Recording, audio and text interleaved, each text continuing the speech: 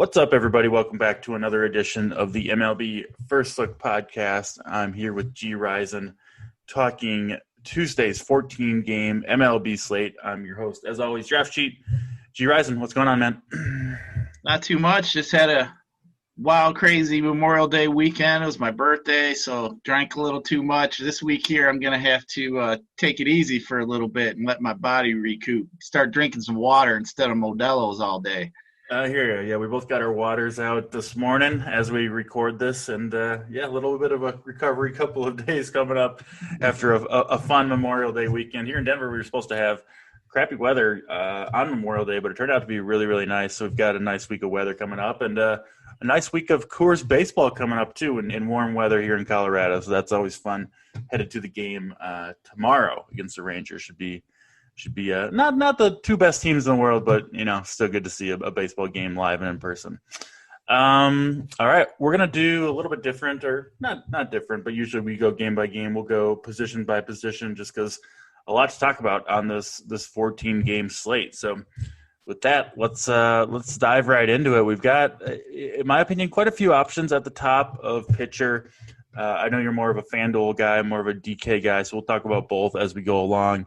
On DraftKings, at least, the top price pitcher is Aaron Nola, who has been struggling a little bit this year. I mean, an ERA close to 4, not kind of what you expect from him. He's got to go on the road here to face a Cincinnati team that does have a pretty dangerous, at least top half of the lineup. You've got Sandy Alcantara, the only other 10K pitcher. He's 10K even going into Toronto. I think they're not into Toronto. He'll face the Blue Jays. I think they're in Buffalo now, out of Dunedin. I'll have to double check that. Is that right? Yeah. Yeah. So I think that's still going to be a hitter's park, but not nearly the hitter's park that Dunedin was. So that will change a little bit of things there. Tyler Glasnow going into Yankee Stadium at 9,800. That's an interesting one. Domingo Herman, opposite Glasnow, he's 9,400. Pretty high price tag for him. Pineda, 9,200 against Baltimore and Camden Yards. Again, pretty high price tag there. And then rounding out our 9K pitchers is Chris Bassett. He's been on quite the roll for Oakland. We were on him last start against the Angels. 45 DraftKings points, complete game shutout for Bassett. He's been very, very good and gets a good matchup here in Seattle. So these 9K and above pitchers on DraftKings, who are you looking at? And, of course, feel free to bring it over to FanDuel as well.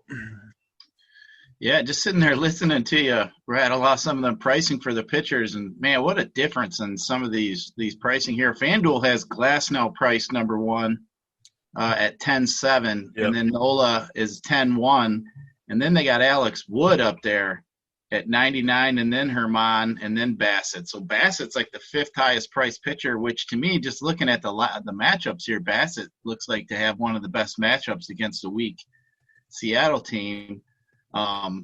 Alex Wood's interesting too. I'm not been a fan of the Angels without Mike Trout. Yeah. Being a lefty, Ohtani's really one of the only bats in that lineup at this point that you really got to fear.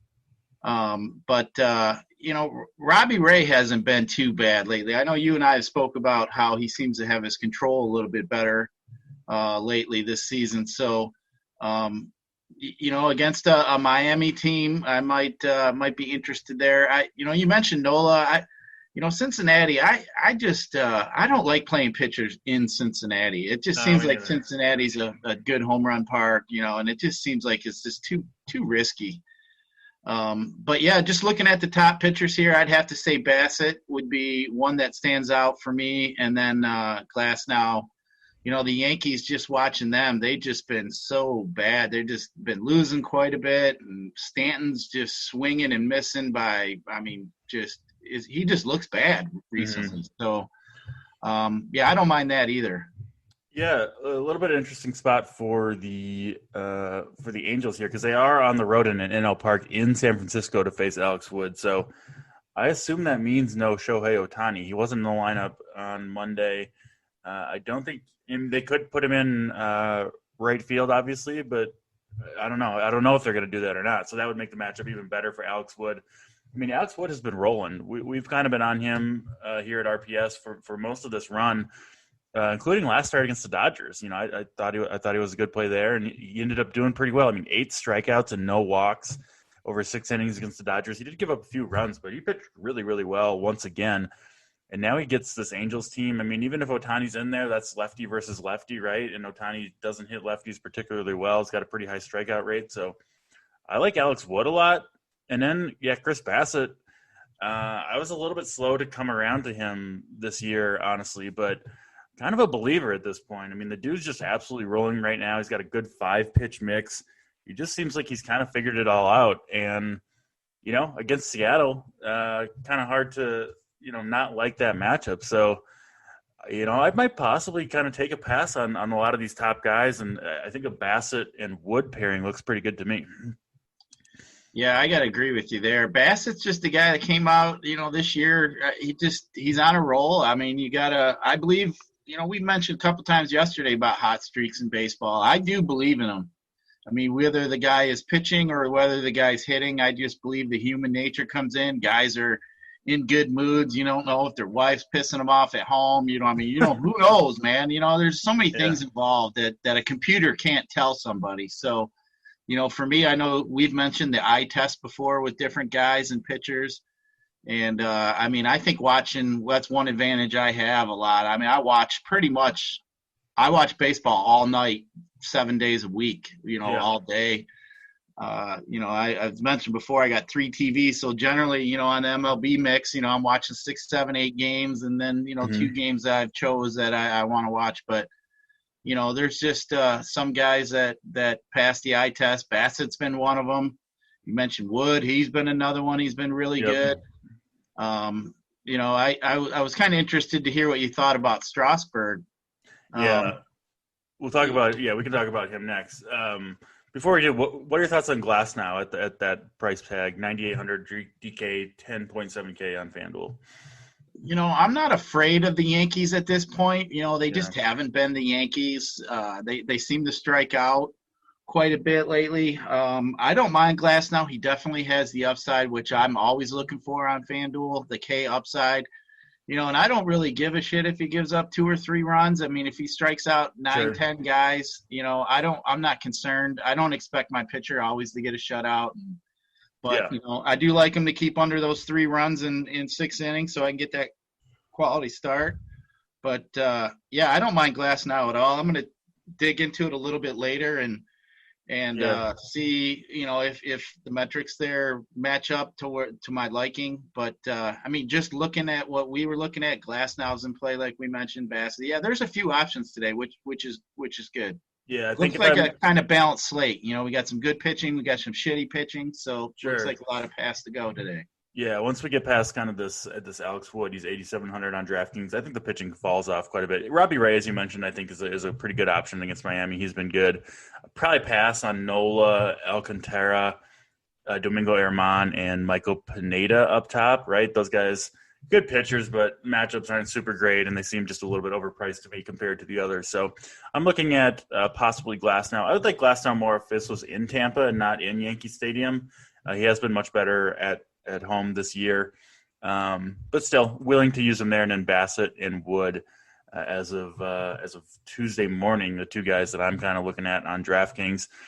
Let's get to Steven Strasburg.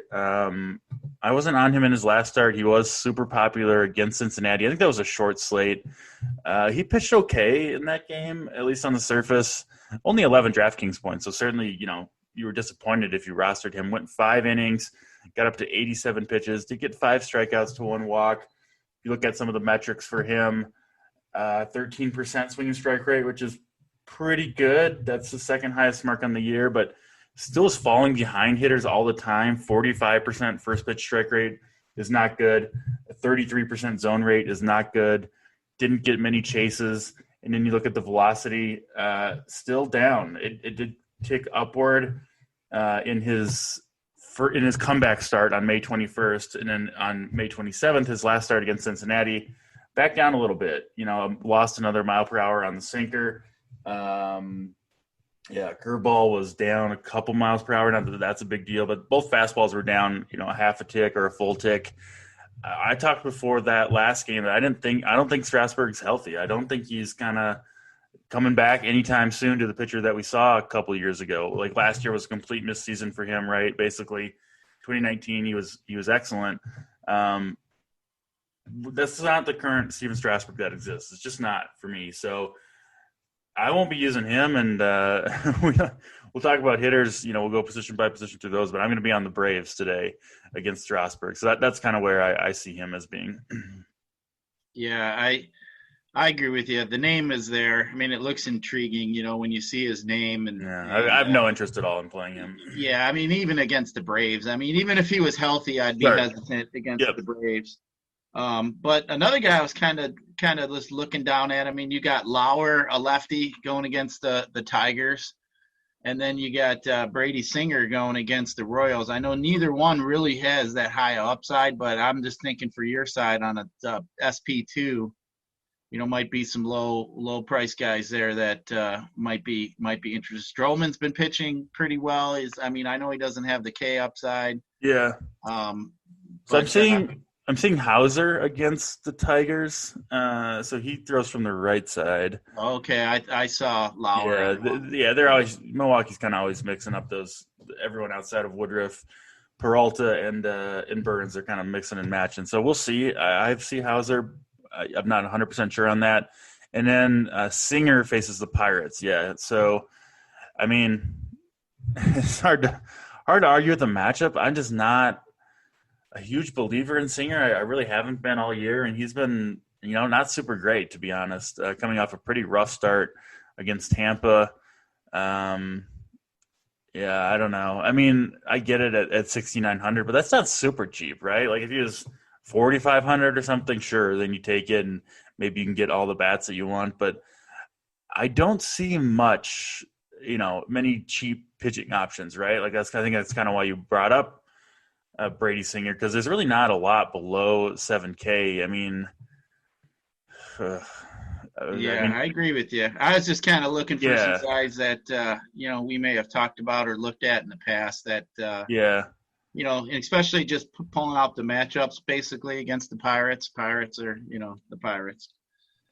But there really isn't much. I think you were already onto it with the Glasnow and Bassett pairing on DK today. Yeah, Glasnow, Bassett, Alex Wood, and then I don't know. I mean, Herman Marquez and Coors Field against Texas. You could. It's super risky, right? Max Fried, I think, is an okay option. He's been better since coming back from injury. 3 pretty good starts in a row. He has had really good matchups and gets the Nationals, which I don't love that matchup for him, right? We got Trey Turner and Soto at the top of the lineup. It's a little scary, but I think Fried at 7,500 is okay. Kyle Hendricks, I mean. What's Boyd's price on DK? He's cheap. He's 6,500 against Milwaukee. You get a Milwaukee team. I mean, Boyd's actually been all, in the mid-90 pitches, with his last 4 starts. Couple walks, generally 5 to 6 Ks. Yeah. He hasn't been giving up the home runs like he has in the past. So, I mean, he does seem to have that under control a little bit. But, I mean, it is the Brewers. I mean, we don't really fear him from the right side now that Yelich is back. But, I mean, that would be an interesting route. But, I think with me on FanDuel, it's going to be one of those top 3 guys I can purchase. Yeah, that's kind of the way I'm leaning right now, and I think that's the way a lot of people are going to go. I don't think you'll see many people roster cheap pitchers, frankly, on Tuesday. Like none of these guys look like they're in very good spots. They're not very good pitchers, so I'll have to dig in to these guys a little bit more and see if I can uncover a cheaper price gem because I do kind of like to spend up on the bats when I can. And the Braves, I think they're going to be super contrarian, but they're not super cheap, even going against Strasburg. So we'll have to see. We'll, of course, have the live show, free YouTube baseball show at 4 p.m. Eastern time if you want to tune into that, along with all the premium content over at Run Pier Sports. You can use promo code RPS Heater 25 if you want to sign up for the premium subscription. It includes all sports, betting, DFS, and otherwise. All right, that's double duty on the shows yesterday. That's true. Yeah, I did. And you guys stuck around a little bit after lock to kind of close it out, right? Yeah, we stuck around, and then we got into some strategy type talk, and we were talking different theories, and it was it's fun. Anytime you can get on, it's not I can't sit around with my buddies really and talk about, DFS strategy. You And got they're to looking be. at me like I'm a fool, like I'm crazy, like a nerd, right? So, Yeah. Oh, be able to sit and talk with you guys about it was kind of cool. And I know I did get got a lot of love back from our members saying how they appreciated us sticking around and talking about, yeah. different scenarios, and we were breaking some things down. But hey, I mean, for a guy like me, I mean, I'm not one to ever think I know it all. I mean, if I can sit and talk with a JSU and Big T and yourself and the guys we have over here at Run Pure, it's always fun to sit and share ideas, because there are times, I mean, in DFS when you think you got an idea in your head and you think you could work out, and then sometimes just getting a little reassurance from somebody that you think your crazy plan might work. I hear you. It's good, it's fun. Yeah, no question. Love talking DFS, and you're right.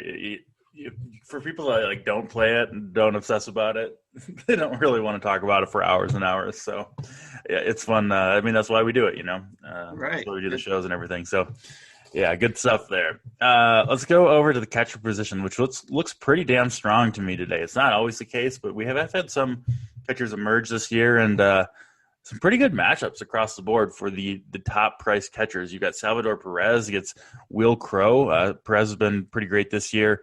You've got Wilson Contreras getting a mediocre lefty and good weather in Wrigley Field.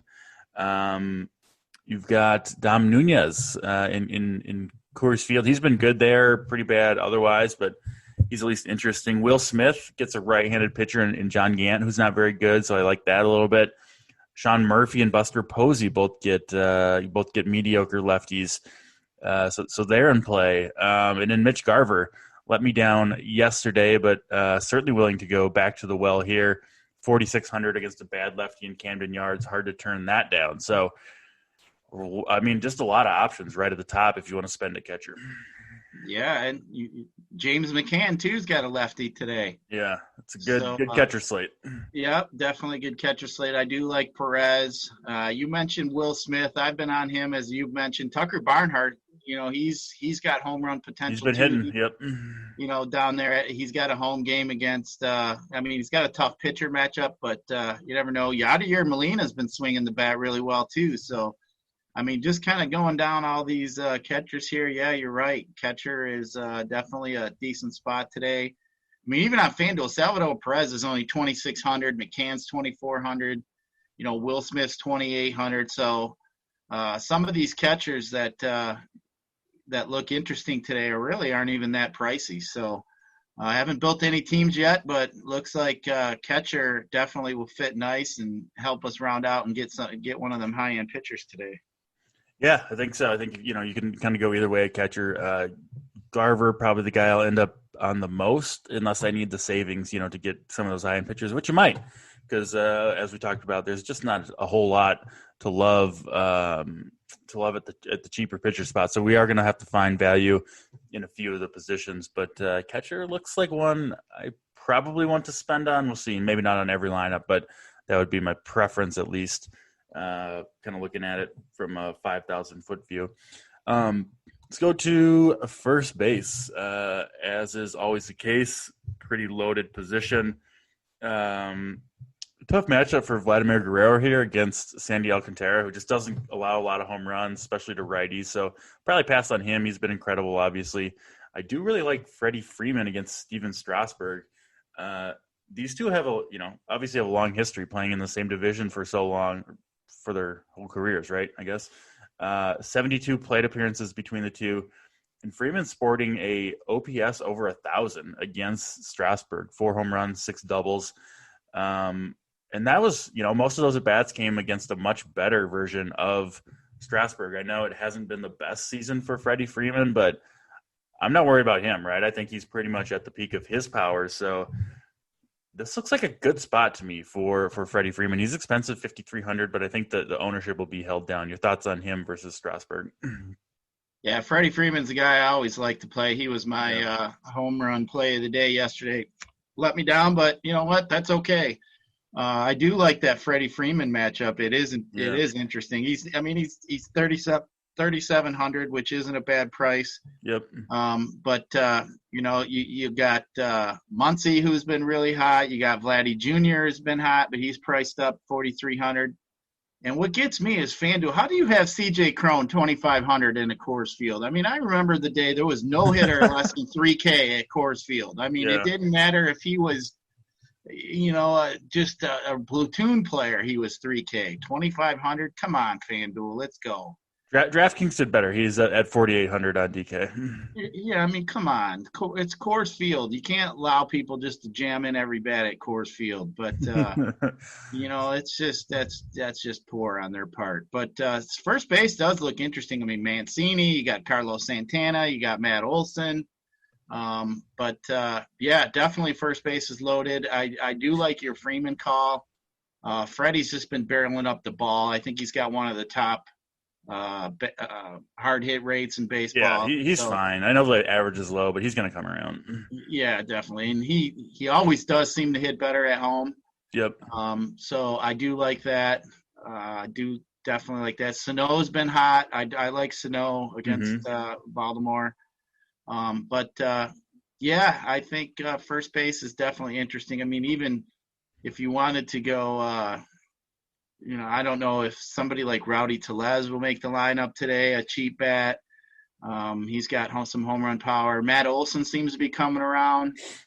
There's lots of options today at first, definitely. What's your general approach with guys like C.J. Cron who are just ridiculously underpriced on FanDuel, 2,500? Do you think you'll look elsewhere, or do you think you'll kind of ride the chalk with your lineup?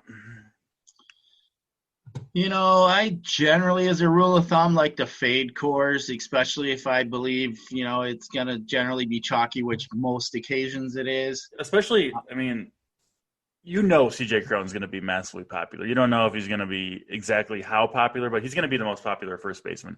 Anytime you can know that for sure, I generally like to fade those hitters. Right.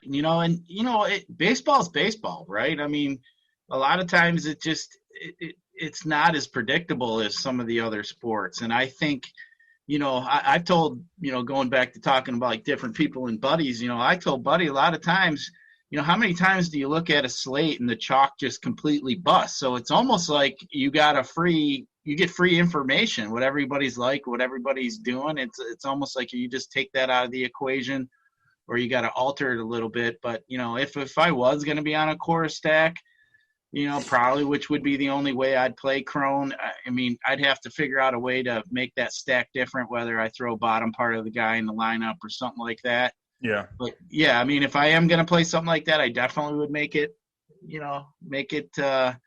try to make it different, like we were talking yesterday with some of them one-offs. If you're going to play a popular stack, you got to try to figure out a way to make that stack a little better with a one-off, whether it be a cheaper guy or throwing in a different bat just to try to make, keep yourself a little different.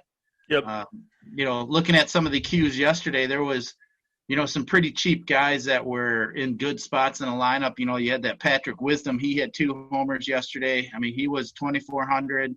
You had that Chaz McCormick on Houston was pretty cheap. So, if you wanted to stack up a couple games yesterday and then throw in one of them cheap one-off guys that, some of them did go off. I mean, at that point, your stack is sitting so pretty. Yep.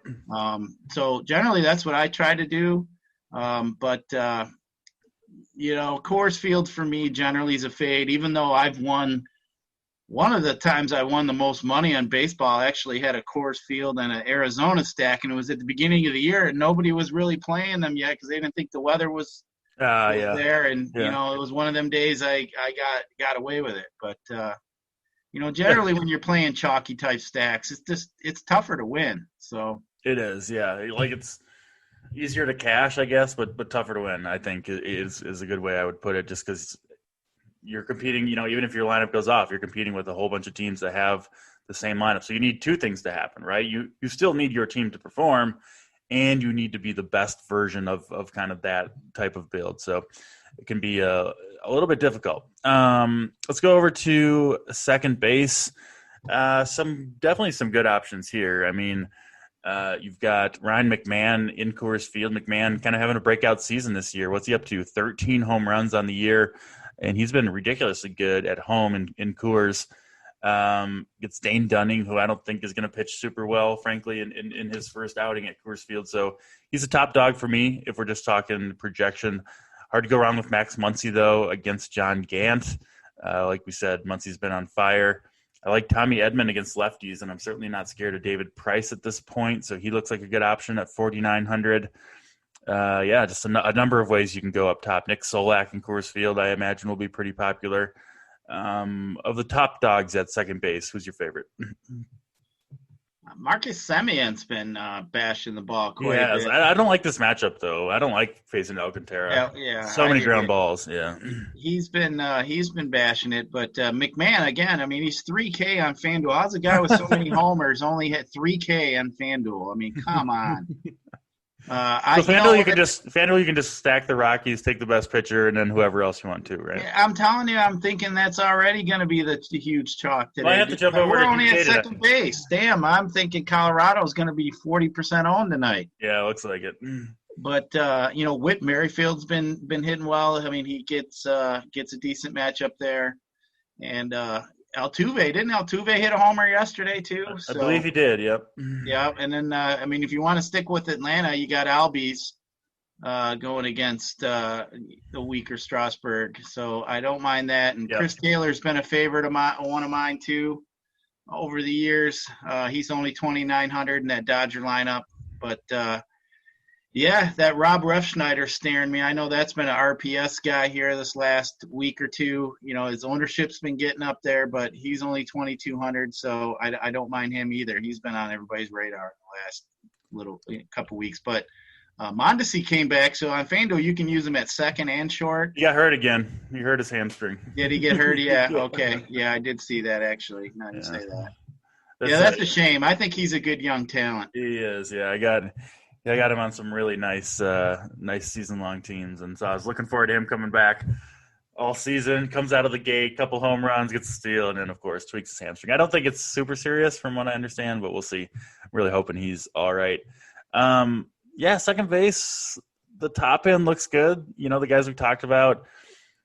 The cheap guys don't look great to me. We'll see. Brandon Rogers might be in there for Colorado. He's pretty cheap, 3,700 if you want to go to Coors Field. I love Josh Rojas, but don't love the matchup against Stroman. But he'll be leading off. He's okay, I think, at 3,900. But, I think in general, probably mostly want to spend here if you can. Again, you can't spend everywhere. But this does look like a decent spend position. Josh Harrison's been hitting really well this year. Not really well, but pretty well, at least for him. He's a stone 3K against Max Fried, who's been not quite himself for the most part. So, some decent options at second base, but I do think I'll be spending, and Ozzie Albies, kind of the guy I want there. Again, kind of getting that low ownership and what I think is a better matchup than people realize against a Strasburg, who I expect not to be pitching like himself anytime soon.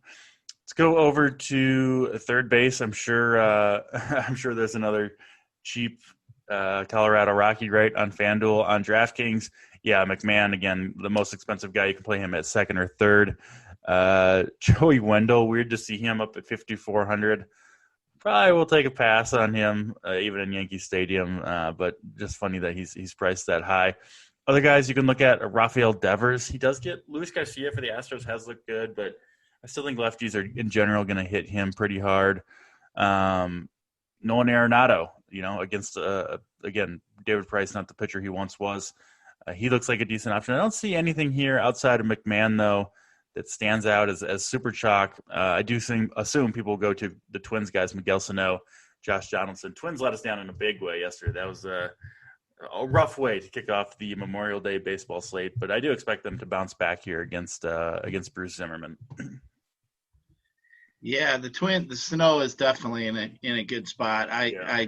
He's been actually hitting way better. There's a few times in the eye test there I was a little worried about him. He looks better now for sure. Yeah, he was missing some pitches there he was just not even close. Yep. I do like Donaldson a little bit as well. I like him. You mentioned Devers. Devers is always a guy that I'm looking at. He's in play. Chris Bryant's been smashing the shit out of the baseball. He has all year long. Yep.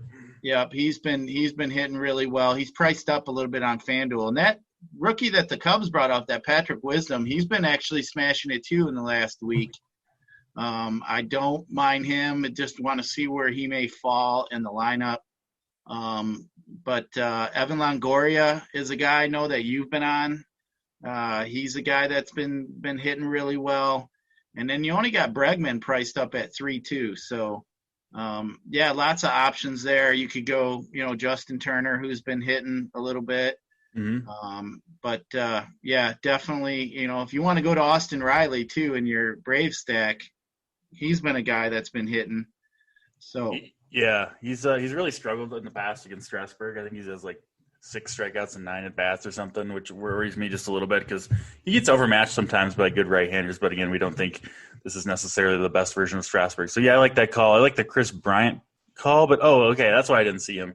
He's first base outfield now on DraftKings, which is a little silly. I know he's been playing first base when Rizzo's been out, but he's obviously a third base outfielder, so that's whatever. But can't play him at third base on DK. But I do like him in general. Should have mentioned him when we were talking first baseman.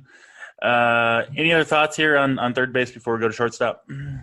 Yeah, I just pulled up the last 7 days hitting, and right up at the top, Evan Longoria hit 440, was 11 for 25 with 4 bombs last week. Damn, I didn't realize he was quite that good.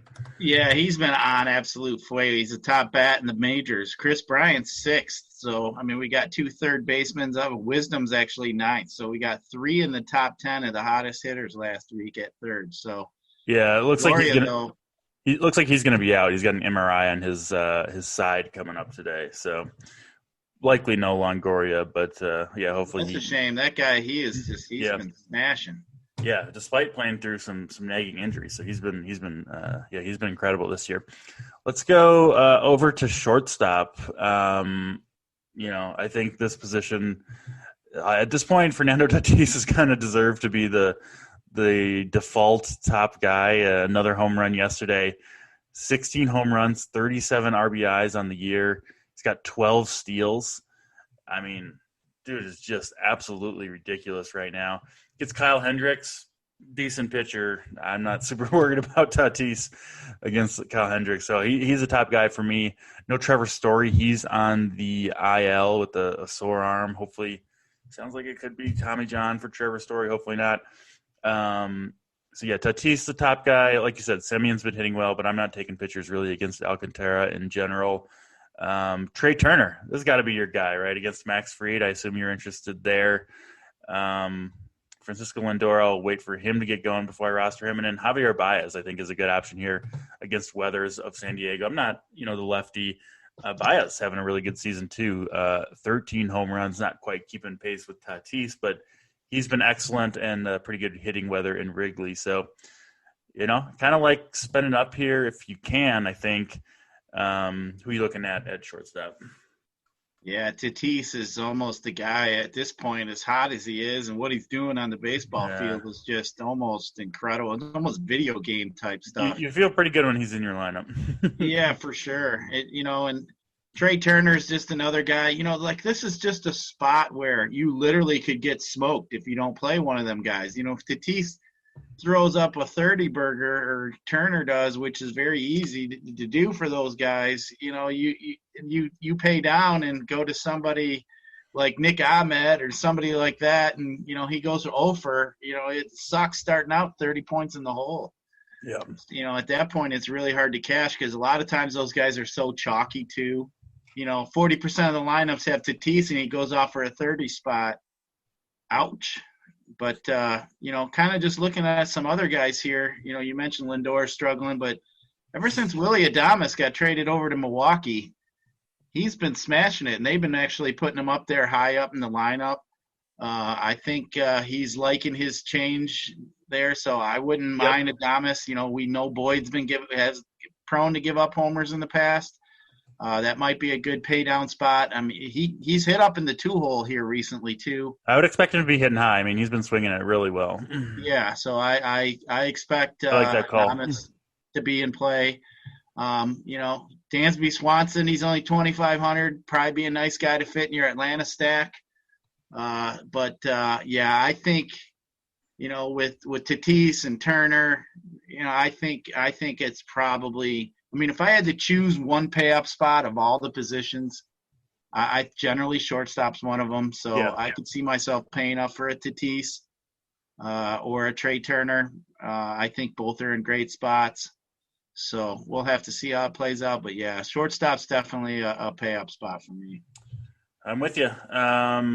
Couple guys you could spend down on if you want to. Freddie Galvez has been swinging a good bat. He's 3,400 on DraftKings, a favorite of RPS. Nico Goodrum against a bad Milwaukee starter, 3,200 switch hitter, going to be in there the whole game. And then if you really need a punt and are on the Twins bats, which I kind of like against Zimmerman, Andrelton Simmons, almost minimum price, 2,100. He'll be hitting ninth, but it does give you, that minimum price savings. And, if you're stacking up the Twins, you can get the wraparound if you want. So he looks like an okay option. Again, not exciting, and you might fall behind a lot if Tatis or Turner go off. But if you need the savings, there he is. All right, let's wrap it up with outfield.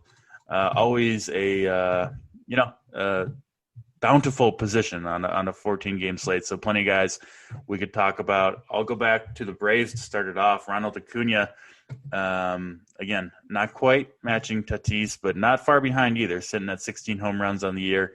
He's had amazing success against Steven Strasburg. Has faced him 19 times, OPS of 1,100, which is super good. Only 2 strikeouts in those 19 plate appearances, which is good to see.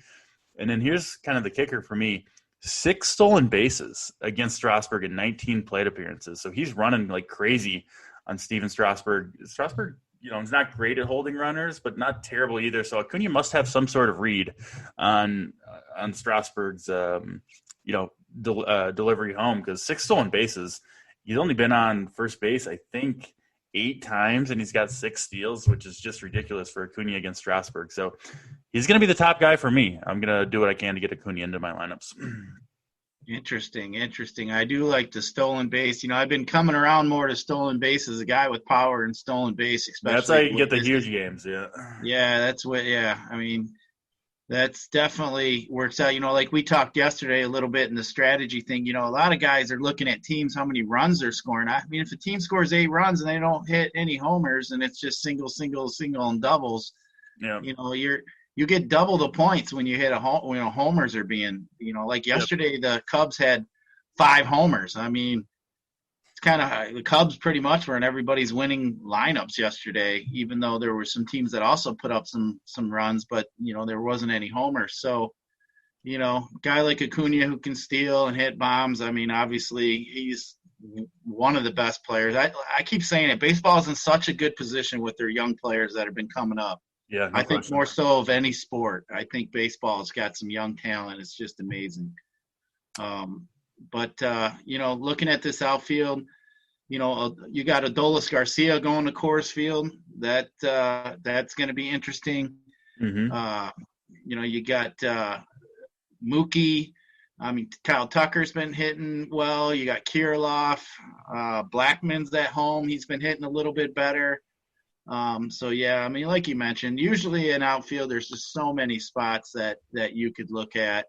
But looking at the top here, the top payups, you got Acuna, Garcia, and then you got Nelson Cruz too. So, yeah, definitely some interesting targets there up at the top in outfield. I mean, you can't go wrong. There's obviously carte blanche. Whatever you want, you can fill it in. Yeah. Cheap guys, expensive guys. Obviously, outfield's always plentiful, especially on this huge of a slate that we have, which, being able to find those low-price gems are going to put us over the top today. So I'm sure you and I will dig in there, and we'll have more for everybody before the lock today. But, yeah, definitely lots of options there. Yeah. I think my 2 top guys, Acuna and Nelson Cruz. Cruz gets that lefty in Baltimore. That looks like a great spot. And then on DraftKings, at least, there's a nice little pocket of $3,500 outfielders. Tyler Naquin, I like him at home against Aaron Nola. Dylan Carlson, really like him against lefties, and David Price is a guy to target for me. He's hit home runs in back-to-back games Carlson has. Alex Verdugo is 3,500 in Houston against Garcia. He's had an excellent season. And then even Brian Reynolds against Brady Singer. You won't see many people on him, but he looks good to me. He looks like just a really good pure hitter, and OPS near 900. I think he'll hold right around there for most of the year. So he's been awesome.